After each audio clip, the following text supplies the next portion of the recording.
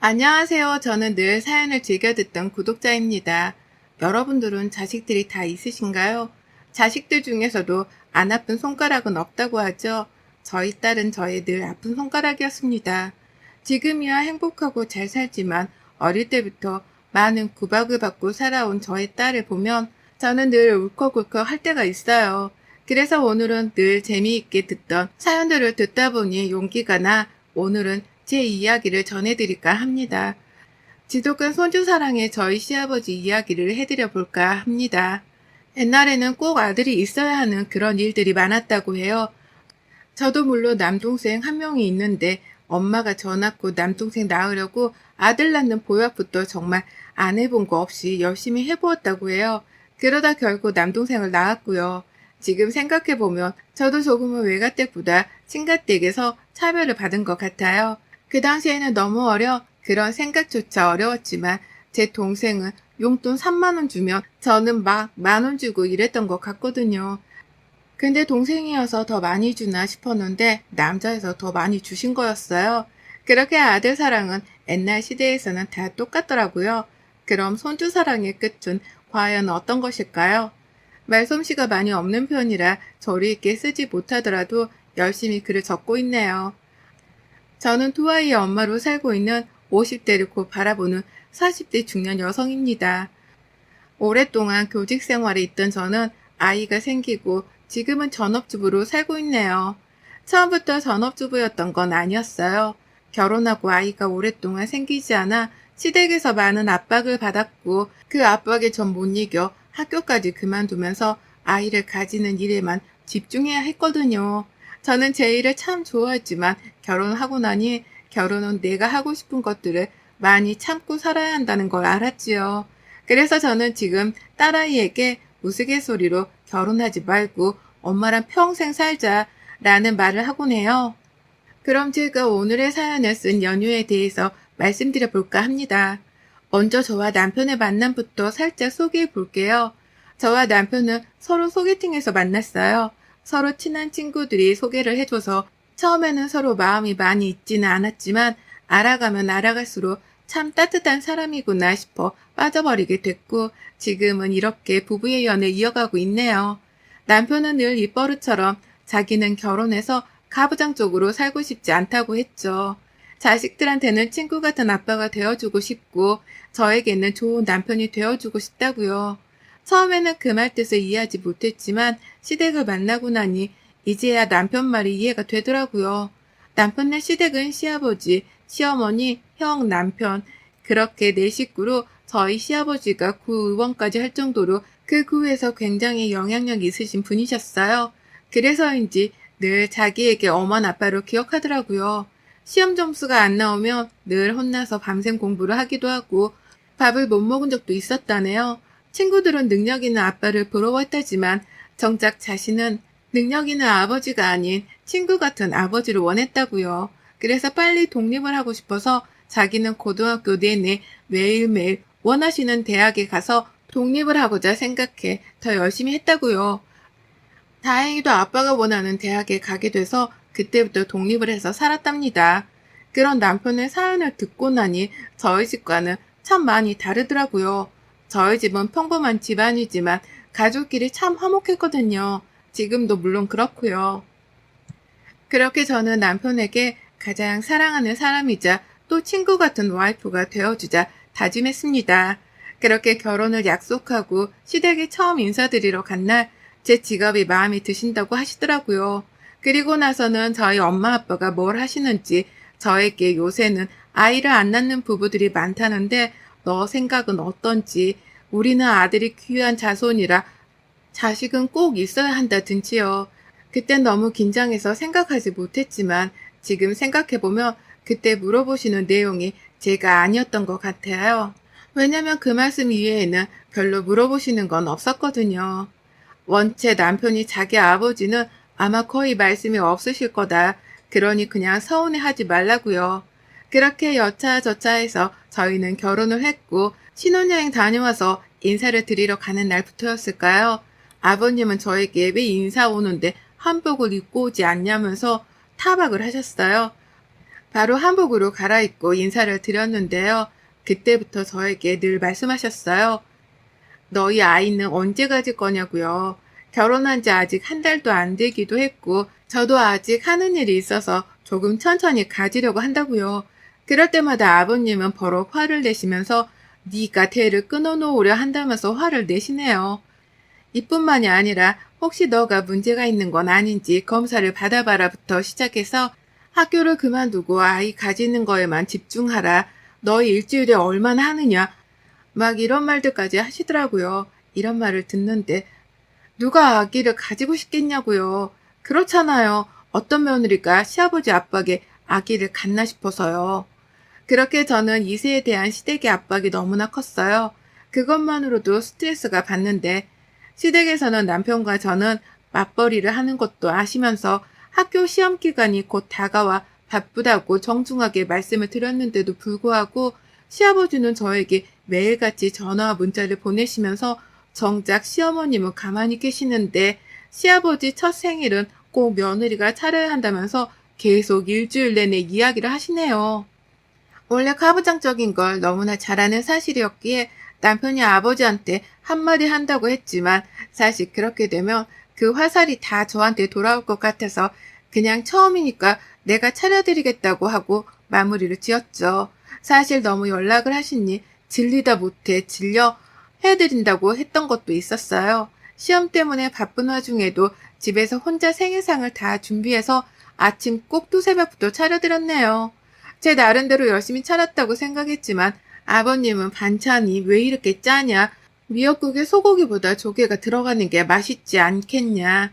너는 이렇게 음식을 못해서 남편 밥은 먹이냐? 등등을 말씀하시더라고요. 어머님은 옆에서 그만하라고 눈치를 주셨지만 눈치가 없는 시아버지 눈에는 마음에 안 들어 하신 것 같아요. 아마 더 많은 종류의 음식을 바라셨겠고 더 좋은 퀄리티의 음식을 바라셨겠지만 저도 한 성격 하는지라 아버님, 저 지금 이게 저의 최선이에요. 이거보다 더하면 제가 음식점을 하지 뭐하러 선생님을 해요? 하고 말씀드리곤 후다닥 아침 먹고 저는 학교로 출근했어요. 그러다 어느 날 몸이 이상해서 테스트를 해보니 제가 임신했다는 걸 알게 됐어요. 사실 저는 첫애를 가졌을 때 너무 아무것도 모르고 가져서 마냥 기쁘지만 않았어요. 지금이야 당연히 눈에 넣어도 안 아플 아이들이지만 그 당시에는 학교 생활도 너무 바빴지만 시댁 스트레스가 너무 많이 심했거든요. 그래도 임신이란 거를 알게 되고 남편에게도 말하니 너무나 좋아하던 남편의 모습에 조금은 임신했다는 사실이 실감이 나더군요. 시댁에도 임신 소식을 알렸더니 대뜸 시아버지가 물어보는 말이 아들이지? 라고요. 남편은 아직 성별도 모르고 아들이나 딸이나 그게 뭐가 중요하냐고 건강하게 잘 자라면 전 된다고 생각한다고 이야기를 해주었지만 계속 꼭 아들이어야 한다면서 남편과 저에게 매일같이 이야기를 하시네요. 그리고 난 후 이제 어느 정도 성별을 알 수 있는 시기가 다가왔고 저와 남편은 사실 딸을 바랬기에 조심스럽게 의사 선생님께 여쭤봤더니 핑크색으로 옷을 준비해 두셔도 되겠다고 하시더라고요. 너무 뛸 듯이 기뻤고 그 소식이 시아버지 귀에도 들어갔죠. 물론 실망하신 기색을 하셨지만 저랑 남편은 신경도 쓰지 않았어요. 어차피 우리 자식이고 우리가 키울 건데 시댁에서 뭐라 하든 무슨 상관이냐 심보로 나갔죠. 그렇게 10달 동안 잘 품은 우리 첫아이가 태어나고 처음에는 엄마가 된다는 게 너무 힘든 일이 아닐까 싶었는데 나와 남편을 닮은 아이를 보는데 마음이 너무 뭉클하더라고요. 그렇게 저는 아이가 크는 모습을 꼭 옆에서 보고 싶어 학교에 휴직회를 내었죠. 생각보다 첫아이는 너무 순해서 잘 울지도 않고 잠도 참 순하게 자더라고요.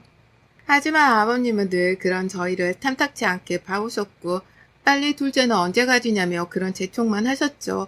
그러다 어느 날 시댁에서 식사를 하는데 저희 딸이 물을 모르고 흘렸어요. 아이들은 사실 키워보신 분들도 아시겠지만 어릴 때는 잘 흘릴 수밖에 없잖아요. 아버님은 기집애가 칠칠 맞게 흘린다면서 타박을 하시더라고요. 저희 남편은 또 그 말에 기분이 안 좋아서 아인데 흘릴 수도 있지. 뭘 그런 걸 가지고 그렇게까지 말씀하시냐. 계속 이러시면 저 집에 발길 안 하겠다. 라면서요. 시아버지는 그런 남편 모습에 노발대발하면서 집에 오지 말라고 하시네요. 남편은 그때다 싶었는지 그렇게 말씀하시니 더 이상 발길 안 하겠다. 형과 잘 사셔라 하면서 저랑 저희 딸을 데리고 그렇게 집을 나왔어요. 제가 차에 가면서 좀 참으라고 말은 했지만 남편은 자기한테는 그렇게 해도 우리 딸한테 그러는 거 못 참겠다고 당분간은 시댁에 발들이지 말자고 하더군요. 저는 사실 좋았어요. 아버님이 갈 때마다 우리 딸을 늘 안 이롭게 보는 걸 알아서 참 많이 속상했거든요. 그 일이 있고 나서 저희는 시댁에 잘 가지 않게 되다 보니 제 마음도 좀 편해지더군요. 시간이 이대로 멈춰버렸으면 좋겠다 라는 생각도 잠깐 했던 것 같아요. 우리 세 식구는 더 알콩달콩 살았고 그러다 저는 둘째를 임신했죠. 남편은 시댁에 알리지 말고 그냥 우리끼리 지내자 했지만 착한 며느리 컴플렉스가 변하지 않았던 저는 임신한 건 말씀드려야 할 것 같다고 시어머님께만 살짝 말씀드렸어요. 또 시아버지는 아들을 기대하고 있으실 테니까요. 그렇게 10달이 흘러 저는 둘째 아이를 출산했고 성별은 아들이었어요. 시아버지는 아들이라는 말에 첫째와 다르게 태도부터가 달라지시더라고요. 그때부터 저희 시아버지의 손주 사랑은 시작되었어요. 호랑이 같던 아버님은 매일같이 둘째가 보고 싶어 전화에 영상통화에 집에 바리바리 소고기부터 몸에 좋은 보약까지 보내주시더라고요. 난생 처음 결혼하고 처음 받아보는 시아버지 선물 공세에 처음에는 그렇게 아들이 좋을까 싶어서 얄미웠지만 아직도 옛날 어른들은 아들이 꼭 있어야 한다고 생각하는 걸 알기에 이해해 드리려고 많이 노력했죠. 저는 둘째 아들을 낳고 나서는 조리원도 가장 비싼 곳으로 보내주시고 심지어는 비싼 산후보약도 지어와서 직접 건네주시곤 하시더라고요. 뭐 주신다니까 받긴 하겠지만 실질적으로 받고 싶진 않았어요. 지금까지 우리 딸한테 한 거 생각하면 사실 정말 할 말이 없을 정도였거든요. 근데 손주 태어났다고 저러시니 정말 헛웃음밖에 안 나왔어요. 매일 그렇게 전화를 걸어대니 정말 짜증나서 자주 가지 않았던 시댁도 어느 순간은 자주 가게 되고 또 아버님의 손주 사랑은 끊이질 않았죠. 근데 어느 날 외식을 해서 밥을 먹고 있는데 저희 딸이 모르고 둘째랑 장난치다가 둘째가 자기 장난감을 가져가서 달라고 확 장난감을 뺏은 거예요. 그러다 둘째가 넘어졌는데 저는 둘을 키우니까 당연히 이런 일이 비일비재 하잖아요. 좋게 이야기하고 끝내려는데 아버님이 갑자기 첫째 딸을 정말 세게 때리시는 거예요. 어디서 동생을 함부로 밀치냐면서요. 저는 놀라서 먼저 둘째가 뺏어서 그랬다. 오해하지 마셔라. 제가 잘 타이르겠다 해도 계속 첫째 딸한테 타박을 하시더라고요. 기분은 좋지 못했지만 그때까지만 해도 단순히 동생이랑 잘 지내라는 의미로 그러시는구나 싶어서 그냥 넘어갔어요. 그렇게 이런 사건들이 많아지게 되면서 점점 스트레스가 다시 쌓이더라고요. 시댁에 일주일에 2번 갈 거 1번 가게 되고 또 일주일에 1번 가면 2주에 1번, 한 달에 1번 이렇게 횟수를 줄여나갔어요. 아버님은 많이 서운하셨겠지만 첫째 딸도 할아버지가 자기를 미워하는 것 같다고 이야기를 하니 마음이 아파서 제가 특단의 조치를 취해야겠더라고요. 다시 또 우리 네 식구 오손도손 살아보려는데 지금 나오는 이야기로 저는 더 이상 시댁과 인연을 이어가지 않기로 했어요. 한 번은 남편이 야근을 하고 오는 날 시댁에서 시아버지가 아이들이 보고 싶다고 하도 불러서 아이들을 데리고 저녁을 먹으러 갔어요. 그날따라 저도 컨디션이 좋지 못했고 둘째가 정말 말을 안 들어서 힘든 시기였거든요. 그래도 계속 전화를 하셔서 오라고 하시니 이번에 한번 갔다 오고 또 발길을 끊어야겠다 싶어서 갔거든요. 밥 차리고 식사를 하던 도중에 저희 딸이 참 고기를 좋아해요. 어머님께서 딸이 고기를 좋아하니까 많이 했다고 이따가 가져가라고 하시더라고요. 그렇게 네 하고 밥을 먹는데 저희 딸이 먹는 고기를 아버님께서 치워서 둘째에게 주는 거예요. 근데 딸이 그게 너무 마음이 아팠던 건지 생전 안 하는 말을 하더라고요. 할아버지, 내가 미워서 그래요? 동생만 이뻐서 나 고기 못 먹게 하는 거예요? 라고요. 그럼 보통의 할아버지 할머니들은 행여 그게 맞다고 해도 아니라고 하는 게 정상이잖아요. 아버님 입에서 나온 말은 경악을 금치 못했어요. 어디서 기집애가 꼬박꼬박 어른이 행동하고 말하는데 대드냐? 내가 이러니 너를 싫어하지. 네가 아니라 네 동생이 우리 집 첫째로 태어났어야 하는데 왜 네가 태어나가지고 참 아직도 나는 그게 천추의 한이다 한 이라고요. 그 순간 딸은 그런 말들은 대충 다 알아듣기에 울음보가 터졌고 어머님은 애 앞에서 무슨 그런 말을 하냐고 하시는데 저는 들고 있던 숟가락을 던졌어요. 저도 모르게요. 그리고 꽥 하고 소리를 질렀죠. 아버님을 만난 제가 그게 더 천추의 한이에요, 한. 옛날 분이시니까 당연히 손주를 바라는 마음도 알겠고 워낙 고지식한 분이시니까 말을 다정하게 하지 못하는 마음도 있겠지만 아이들 앞에서 어른이라는 사람이 정말 할아버지라는 사람이 사람의 탈을 쓰고 저런 말을 한다는 게 저로서는 이해가 가지 않는 거예요. 그래서 결혼한 이후로 처음으로 저는 아버님께 단 한 번도 안 쉬고 또박또박 말을 했어요. 아버님, 지금 애 앞에서 무슨 말씀을 하시는 거예요? 첫째도 이제 다 알아듣고 할아버지가 자기를 미워하는 마음도 다 알아요. 근데 어떻게 그런 말씀을 애 앞에서 하실 수가 있으세요? 어른이시잖아요. 어른이면 이렇게 살지 말아야죠. 그러니까 다 도망가는 거예요. 아버님은 저의 이런 태도에 놀라셨는지 어디서 대드냐고 노발대발 하셨지만 저는 그 말에 대꾸도 안 한 채 참교육을 실천했어요. 놀라시는 아버님을 뒤로 한 채 아버님 많이 놀라셨어요? 근데 어쩌죠? 저는 더 이상 아버님을 뵙고 싶지 않아 더 이상 오지 않을게요. 하지만 남편은 자기 부모님이니까 남편이 오는 것까지는 막지는 않겠지만 저나 우리 애들은 두 번 다시는 시댁에 오지 않을 테니 그리 아시라고요. 늙어서도 혼자 평생 외롭게 사셔보시라고요. 아주버님이 왜 아버님과 연을 끊고 사는지 이제야 알 것 같아요, 아버님. 제발 좀 이기적으로 사시지 마세요. 그렇게 좋아하시던 아들도 아마 못 보시고 사실걸요? 제가 갔다 오라고 해도 안 갈 테니까요. 아들들이 왜 아버님을 피하는지 좀 눈치 좀 챙기세요. 그렇게 독불장군으로 사시지 마시고요. 손주도 마찬가지예요. 그러니까 제발 좀 변하시라고. 변하지 않으면 돌아가실 때도 혼자이실 거라고 하면서요. 왜 제가 아이를 더 늦게 가지신 줄 아세요? 아버님의 이런 성격 때문에 아이들이 상처받을까봐 저는 더 늦게 가지고 싶었다. 근데 매일같이 전화해서 저보고 문제 있는 거 아니냐고 그러시는 걸 보니 진짜 질려서 낳고 싶게 만들었다고요. 막말이랑 진심 섞인 말을 했죠, 뭐. 사실 저희 아주버님, 그러니까 남편 형이죠. 아주버님이 아버님 반대하는 여자를 만나 결혼을 허락해달라고 했지만 계속 반대하시는 바람에 혼인신고나 결혼식도 못하고 그냥 둘이 사는 걸로 알고 있어요. 그래서 저희 집이나 애들 보러는 자주 오시더라도 시댁에는 정말 거의 안 오신다고 보시면 되거든요. 어머님이랑은 연락하는데 아버님이랑은 아예 연락 안 한다고요. 장남이고 하니까 아버님은 아주버님한테 거는 기대가 많았지만 그 형님이라고 해야 할까요? 되시는 분이 아주버님에 비해서는 한참 부족하다고 생각하셨는지 엄청 반대한 걸로 알고 있어요. 심지어 아이가 생겨서 이야기했지만 지우라고 난리도 치고요. 그러다 결국 그분은 유산을 하고 이제는 둘이 그냥 잘 산다고 남편이 이야기하더라고요. 아마 그 형님을 반대한 이유는 부모님이 안 계시고 혼자서 자란 걸로 알고 있어요. 그러니까 아버님 같은 고지식한 분에게는 당연히 못마땅하셨겠죠.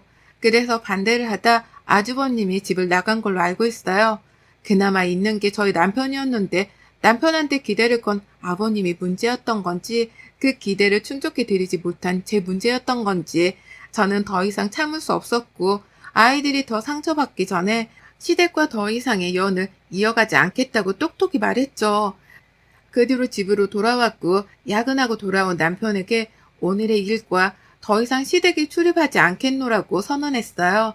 하지만 남편에게는 부모님인 걸 알기 때문에 부모님과 나 때문에 연을 끊고 살라는 말은 아니니 당신은 가도 된다고요. 남편은 한동안 아무 말도 안 하더니 잠깐 나갔다 온다고 하길래 그러라고 했어요. 그렇게 새벽녘이 되어서 돌아온 남편을 확인했지만 오늘은 서로 쉼을 선택했죠.